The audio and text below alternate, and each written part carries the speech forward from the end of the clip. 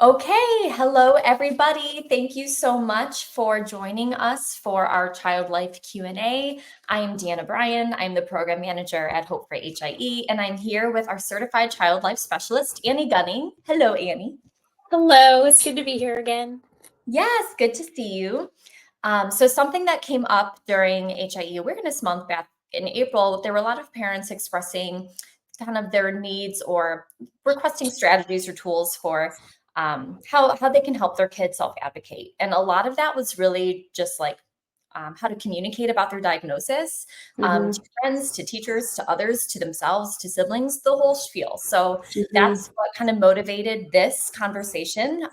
So I'm excited to learn more Yeah. from you and kind of navigate this topic. But before we do that, as always, Annie, please introduce yourself. If there's anyone new and doesn't know you, what's your role at Hope for HIE, and what does a child life specialist do? And I know you're so much more than that too, but you can speak for yourself. Yeah. No, thank you. I know. I feel like every time I'm like, this is what I do, but we do that. We just want to make sure everybody knows for those who are new. So I Yeah. appreciate that. I Yeah, am a I mean, child we life have like specialist. 10,000 members in our community now, and not too long ago it was 9 and 8. So we have new people every day. So it's okay. Right. Yeah. No. And a lot of people don't know what child life is. So I'm happy to share. As a child life specialist, we work in the community, and historically and typically you find us in a hospital setting. And our job is to help kids cope with stressful experiences. Typically, that does involve something in the world of healthcare, whether it be a diagnosis, a new diagnosis, a family diagnosis, surgeries, procedures, tests. So our job is to help kids cope with those things. So we do preparation, we do education on new diagnosis. We do all of that through medical play. Our basis for that is doing it in a developmentally appropriate way that kids can understand. So we do a lot of play and interaction, therapeutic activities, creative expression, all of those things to help them cope and understand what is happening in their life at the moment with their healthcare. Yeah. And I didn't even know, honestly, like how important a child life specialist was, or even what it was, until my daughter was in the hospital many years ago. And she was just, stressed and confused because she was so young. And then someone came in and made it all better. Turns out turns out that was someone like you. I had no idea, Yeah. so it's amazing to know that you're a resource and that you're out there for people. It's awesome. Yeah, and I feel like with Hope for HIE, I kind of eliminated what I do specifically for Hope for HIE because this is virtual. But I do Yeah. the same kind of things, but I talk with families on the phone. I talk with kids on the phone. I provide resources, anything to help them cope again with what's happening. So I've done a lot of Zoom calls with parents, prepping them Mhm. in other parts of the world on a procedure that they have coming up that's very common with kids with HIE. Mhm. We have started the Super SIBS program because child life specialist, it's family focused. We want to support the whole family. So Right. incorporating, the whole family and including the siblings is just as important as the patient. Yeah. And you're also a certified grief counselor too, right? Correct. Yeah. So just because of a lot of the work that I was doing in the community, I felt like that was important to have that extra base of knowledge. So I did become certified as a grief counselor, and I do a lot of grief support too, Mhm. with siblings, with parents, and even children of adult patients in the community. But yes, I definitely like to support our families in that area as well. Yeah. I know, and we're just on kind of the tail end of creating all these resources for our Super Sibs July drop too. So Yeah. for Super Sibs and those Super Sibs in our lost community as well. So we'll make sure to communicate that and have people who haven't signed up yet make sure we do so before July. But for Yeah. now, I digress. I know. We How could my talk brain about that works. part all day. I know. Let's put a pin in it. And go back to teaching our children with HIE self-advocacy skills. So as I kind of referenced to before, HIE is very complex. We know that. So it can be really challenging as a parent, as a guardian, or whomever to explain to your child and help their siblings understand what it is. Mhm. And therefore, how would you go about helping a parent or a guardian navigate this conversation with this child to help them understand a little bit more about themselves and their diagnosis? Yes. I think one of the things I always like to start with when you want to explain to, and I also think that this goes hand in hand with when you're talking to the sibling or you're talking with the child to HIE, that these conversations can just go hand in hand. But you want to ask them what they know, have you noticed that I've been on the phone a lot lately or making some appointments? Have you noticed changes in how you feel? Like, kids notice things, and so we want to make sure that we're the ones giving them that information and we're providing them with the right resources, and so they're not just making things up on their own. Right. So if I ask them, what do you know first? I did a virtual support with a caregiver, and asking them, I'm like, so what does he know about his diagnosis? Like, does all these new diagnoses that have come up for him, what has he asked you about that? She's like, honestly, I don't think we've ever asked him what he knows about Yeah. it. We just assume they know. And I've Hmm. had the same conversations about siblings. So just asking them what they know first, that kind of gives you a jumping off point of where to go from there. And then using honest, brief descriptions and provide continuous information regarding any kind of changes in diagnosis, prognosis, just changes in health in general. So honest information does not always mean every detail. So you can adjust according to their age. So younger Yeah. kids, brief, honest, direct information for everybody. Like, that's what everybody needs. But for younger kids, it's a smaller amount. It's not as many details. Older kids are going to ask more questions. So again, asking them what they know and then taking the lead from there. And if it's something that you feel like, we need to continue with, and they're ready for a break, or you can tell they've reached their point, then that's when we're like, okay, it seems like you need a break, you're kind of Yeah. changing the subject, and that's okay, but I feel like this is important, and we're going to come back and we're going to finish this conversation in a little bit. Like, just Yeah. so you know that it's just an ongoing conversation, and it just evolves. And we Yeah. want the kids to come to us for information. So when they're asking questions, that's a good thing. They're being curious. We want them to ask us questions because we want to be the ones to deliver the information. Hmm. Um, let's see. Oh, and I do always like to close with identifying a trusted adult. So we're ending that conversation. So let's talk about, who are the people that you can talk to and ask these questions to. Is it mom? Is it dad? Is it a counselor at school, a grandparent, an aunt? Identify that trusted adult for them so that they know that they have other people that care for them in their lives that they can also go to get that reliable information. Like, that's always a good way so that they know there's other people. Yeah. I like that That- too because having one person be a trusted source of information, and this is something that got pointed out to me recently, just in my own parenting. Like, we're responsible for a lot of their perceptions and perspectives too. The way we react and the way we talk about something can really influence, their own mindset and how they view something. So, Absolutely. I just like that, you want someone trusted to talk to, so that way, like, you have, I don't want to say control, but you can have better, I don't know, there's more guidance to that conversation. I just like it. Yeah. Absolutely. And in a way, you do want to have that control because you Yeah. want to make sure that the information they're getting is the correct information. They're not hearing, Mhm. because when kids hear like bits and pieces of conversations that you're having, they Mm. kind of start making up their own story of like what they think is happening. So Mhm. we do want to be the ones controlling the information that's given to Mhm. them.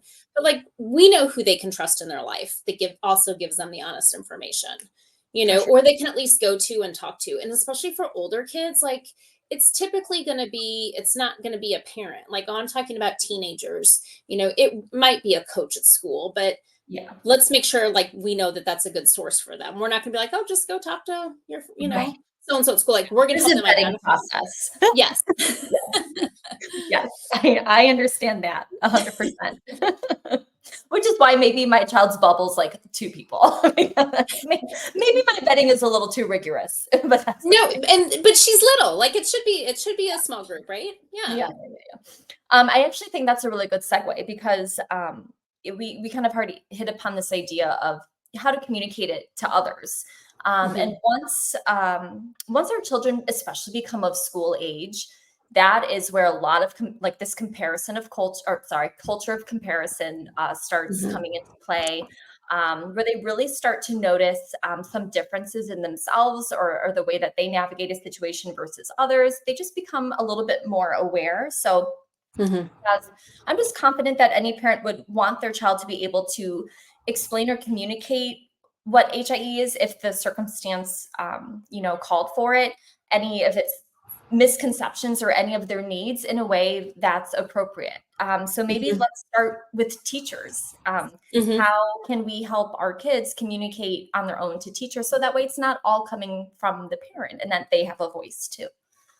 Yeah, absolutely. And that was one of the things I think when we talked about doing this, we want to be able to empower the kids. Like we want to provide them with the right information and then empower them so that they feel confident in sharing their needs and advocating for themselves. So Mhm. communicating with their teachers is obviously very important. They're with their teachers a lot. So using Sometimes that more than at open, home.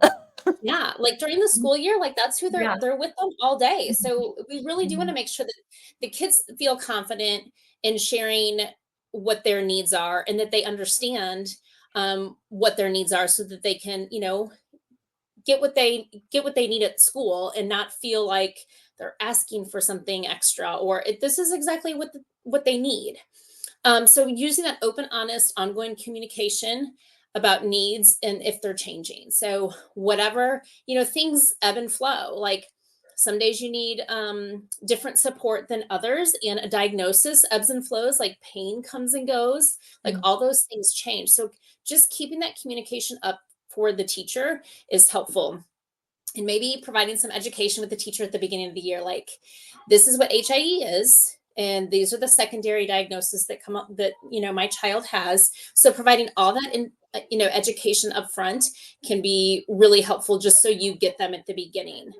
And identifying that trusted adult for the child at school at the beginning of the year, and have them maybe meet them ahead of time. Like, let's go meet some people. Let's figure out who, like when you're starting your new year. I know we're ending a school year right now, but this is for this when the summer ends and we're starting a new year. It'll Let's be go. here like that, No, unfortunately. meet those people. Let's identify them. Let's talk to them. And then these are the things you can tell your child to say. I learn best by, I need, I get overwhelmed with. These things help calm me down. And then maybe even coming up with some type of a signal between the child and the teacher that, like, is just I need a break, and I need to, whatever that signal is. It could be like a nose tapping or whatever. It can be discreet, so not everybody knows.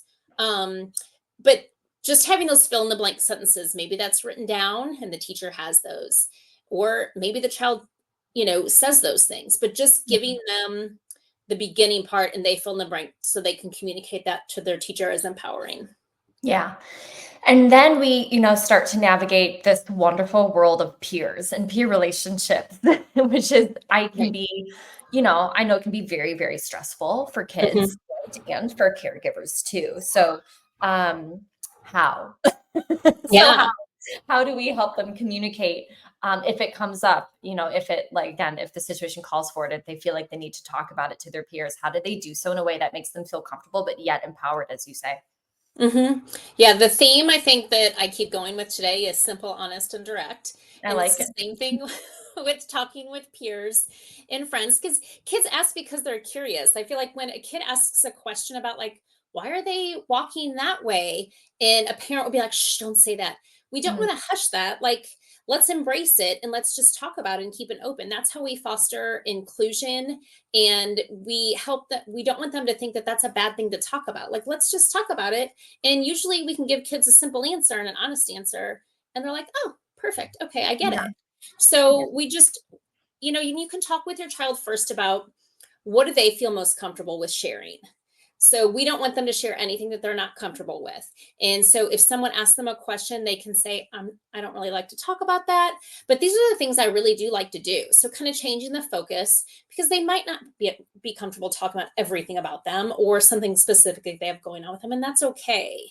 And that's when the parent might need to step in and share, Yeah. after the child talks about, after they kind of communicate to each other what they think is okay to share. So the child can still answer like, oh, I don't really like to say that, but I love playing with blah blah blah, can we play this? And then in another example, of language to use. Like if a kid were to say something like, why do you have to go to the doctor all the time? Or why are you going to the doctor again? A younger child could say something like, when I was born, my brain was hurt really bad and I was in the hospital for a while.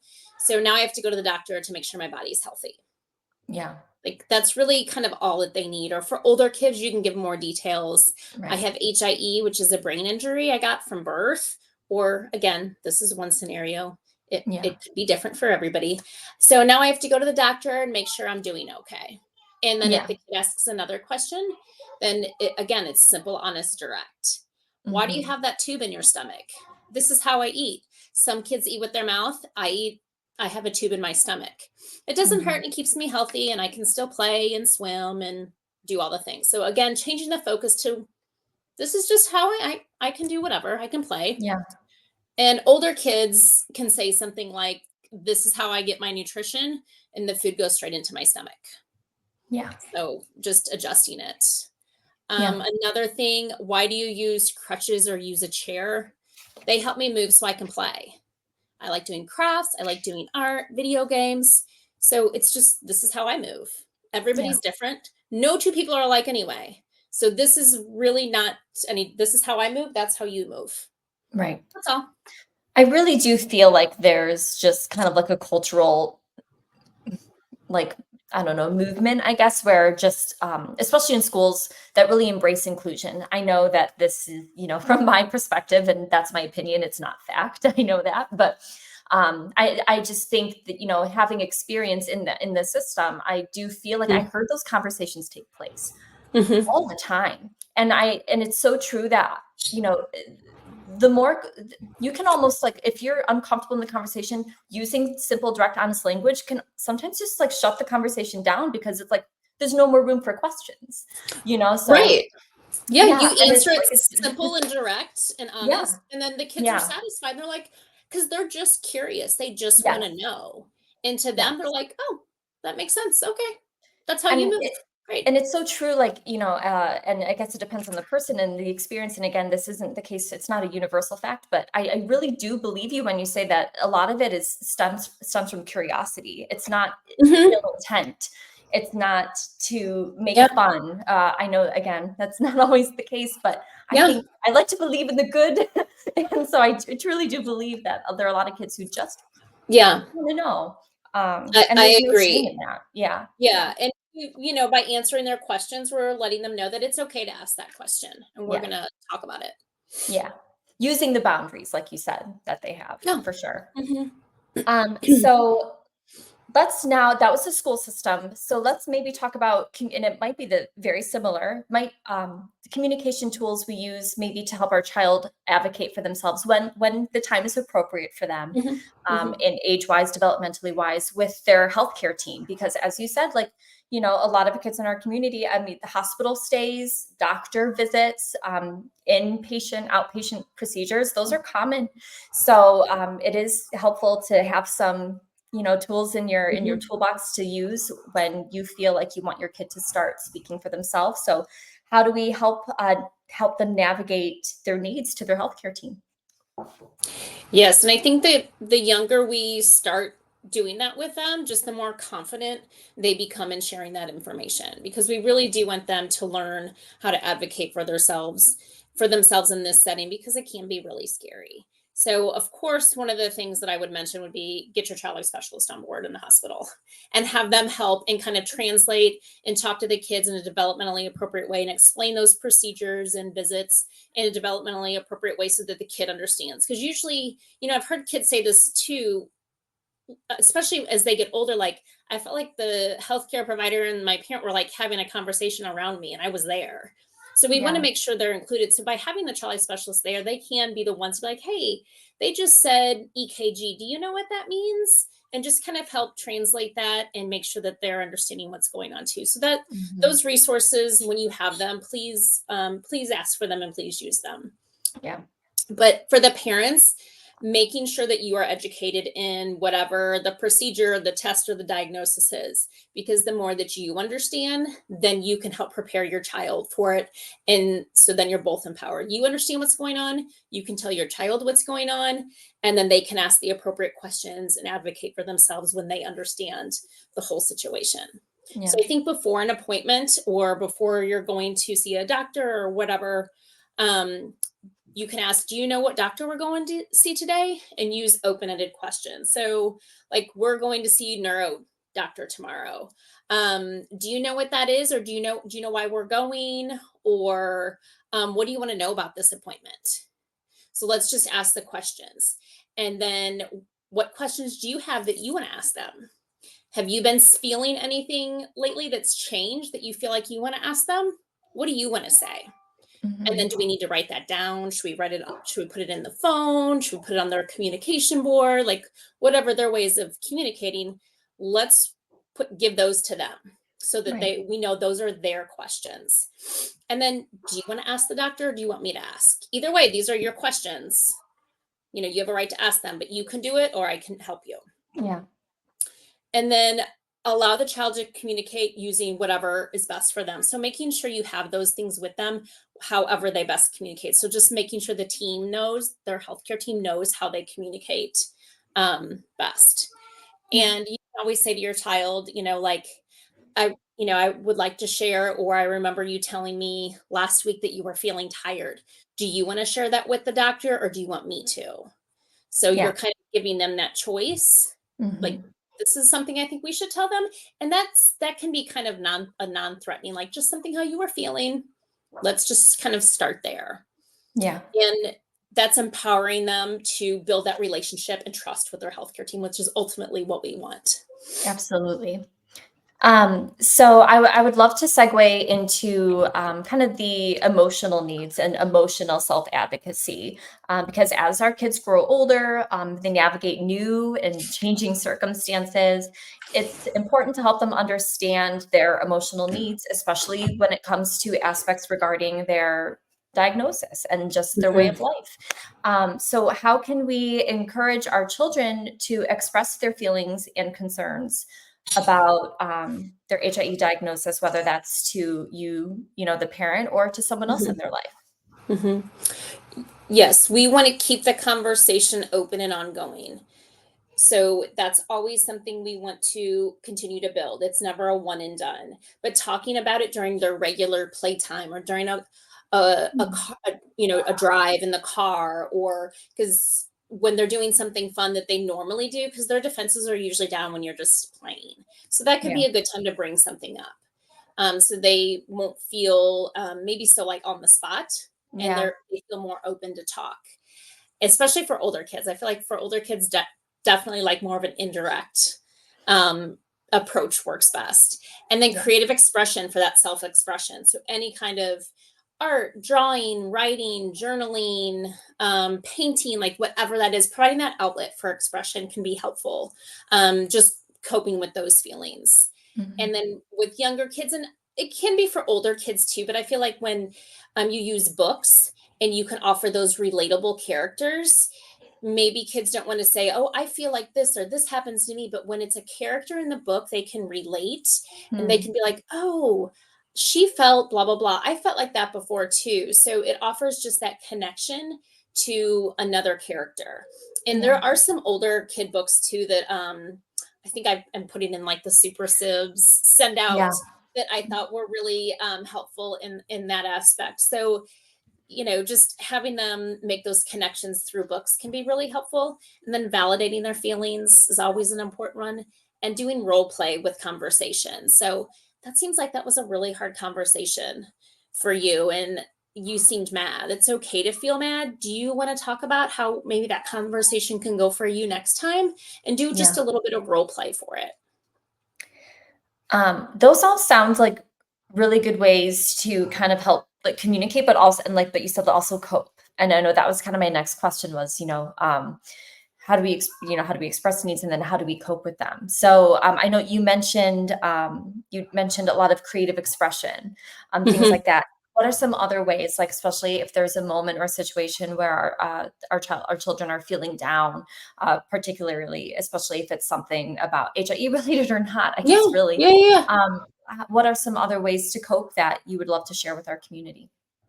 Yeah, I think peer support, Mm, friends, especially as kids get older, that those peer support groups become more important, and just helping them find those connections so they have those friendship groups, yeah. or kids at school or in clubs or sports, whatever, just so they have that peer connection. Again, the trusted adults, maybe not you, maybe not a parent, but someone else that they just have that connection with, that they can talk to, maybe a counselor, outlets for free play, offering having those times of just free play are very helpful. Like, Mm, we don't need anything guided, it's just open, and let's just let them play through their feelings and emotions for younger mhm, kids.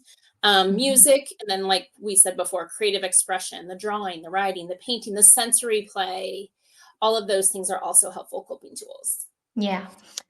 That really resonates with me too, because sometimes I think a parental instinct may be to there's a problem. I want to help you solve it. Like, what can we do to solve it right now? And sometimes, like when you said free play, and I think about my kid, sometimes the best and the most effective and quickest way to calm her down is when she just has the time and space to do what she needs to do in a safe environment, obviously, but Yeah, um, and like yeah. supervise whether she knows it or not. You know? No, Like, you are spot on. Like, there's so many yeah, times, like, and I think as a parent, you automatically want to be like, "Oh, I want to fix it." You hate yeah, seeing your kid upset and sad and hurt. yeah, But we don't have to fix it. We can right. provide the space for them to just Mhm. kind of have that feeling and feel it and work Yeah. through it a little bit, and then offer them the tools of, like, "Hey, let's put some music on," or, "Hey, let's." And I've been guilty of it. Like, my daughter's crying in the car. I'm like, "Oh my God, don't cry. Don't be sad." And I'm like, "What am I doing?" I know. You, You it's have a okay to degree in feel. it. Yeah, I'm like, "It is okay to feel sad about this. I would Yeah. actually feel really sad about this too." And Yeah. she just cried, and I'm like, "You cry as long as you need to." Yeah. Like, Yeah. that helps. That is a It coping does. strategy. It's just crying, cleansing, getting all that Yeah. out. Yeah. And like the longevity of the effectiveness of it too. When we when we solve everything for our kids, then it doesn't always necessarily teach them the skills to do it by themselves when they are more or less autonomous in the future, whatever that looks like for them. So Yeah. you know, it is helpful to give Yeah. them the space and the tools to do it on their own. It's teaching them something Absolutely. that they're going to Yeah. use universally, yeah, throughout their whole life. Yeah. Um, Absolutely. we always end with recommended tools and resources that you have our child life stamp of approval. So, are there any developmentally appropriate resources or books or whatever that you recommend for teaching children about embracing and understanding their condition and then advocating for themselves when they need it? Yes, so there's a few that I do have some books, and we will post these in, like, our Yes, takeaways yeah, for yeah. everyone. So there's a few books that I like. El Defo, if anybody's ever heard of El Defo, that's more like a late elementary, early middle school book. Mhm. But that is a fantastic book. That was actually one that I was referring to when I was talking about characters in the book. Yes. But it's a fantastic book. Billy's Sister, It's Okay to Be Different, My Family, and Hi, My Name is Jack. Those are all, like, a little bit younger. Hmm. But those are all great books. Most of them talking about a child or family that has a child with a disability, or just different learning needs, things like that. So again, with that family identification. There are a couple of podcasts that I wanted to share. So, because I do work with Child Life on Call too, all of our Hope for HIE families have access, well, to the Child Life on Call app, which is wonderful. But anybody has access to the Child Life on Call podcast, and episodes 89 and 99.